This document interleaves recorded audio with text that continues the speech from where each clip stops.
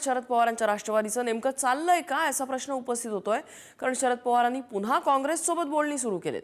काँग्रेससोबत गुप्त ठिकाणी बैठक सुरू झाल्याची माहिती मिळते। अजित पवारांकडे सन्मानजनक जागा मिळत नसल्याने शरद पवारांनी काँग्रेससोबत बोलणी सुरू केल्याचं कळतंय। आज दुपारपर्यंत शरद पवारांच्या राष्ट्रवादीची अजित पवारांच्या राष्ट्रवादीसोबत बोलणी सुरू होती।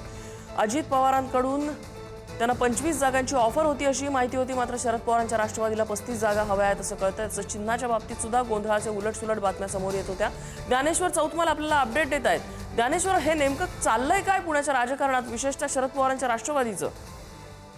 अगदी दुपारी जी अजित पवारांसोबत राष्ट्रवादीच्या स्थानिक नेत्यांची बैठक झाली आणि या बैठकीनंतर जी देहबोली आपल्याला बघायला मिळालेली होती तेव्हाच कुणकुण लागलेली होती की बैठकीत काहीतरी फिसकटलंय आणि याचीच पुष्टी आता होताना दिसते आहे। कारण अजित पवारांच्या सोबत जाणारी शरद पवारांची राष्ट्रवादी मात्र आता काँग्रेसला पुन्हा एकदा सोबत घेण्याची तयारी करते। इतकंच नाही तर ठाकरेंना देखील या बैठकीला बोलवलेलं आहे। ठाकरेंचे स्थानिक पदाधिकारी या बैठकीला उपस्थित आहेत, ज्यामध्ये वसंत मोरे असतील, काँग्रेसकडून अरविंद शिंदे असतील आणि सगळ्यात महत्त्वाचं की जी मवियाची घडी फिसकटली असं आपण 2 दिवसांपूर्वी म्हणत होतो त्याच्या अगदी उलट चित्र आता पुण्यात बघायला मिळत आहे। पुन्हा एकदा दोन्ही राष्ट्रवादींमधली चर्चा फिसकटताना दिसते आणि मविया म्हणून पुण्यात सगळेजण लढतील अशा पद्धतीचं चित्र बघायला मिळतंय। तशा पद्धतीची तयारी चर्चा पुण्यामध्ये सुरू आहे। पुन्हा एकदा अजित पवार एकटे पडतात का अशा पद्धतीची सगळी आता परिस्थिती पुण्यातल्या राजकारणात बघायला मिळते। अर्थात ह्या सगळ्या चर्चा सुरू आहेत। प्रत्येक जण हेच सांगण्याचा प्रयत्न करतोय की प्राथमिक चर्चा आहे, चर्चेचा पहिला टप्पा आहे।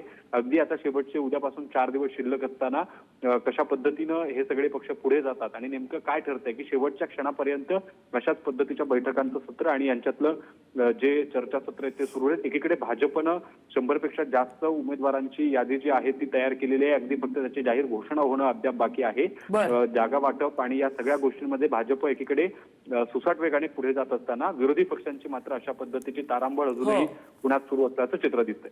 अगदी ज्ञानेश्वर, अपडेट घेत राहू। तुर्तास धन्यवाद या माहितीबद्दल।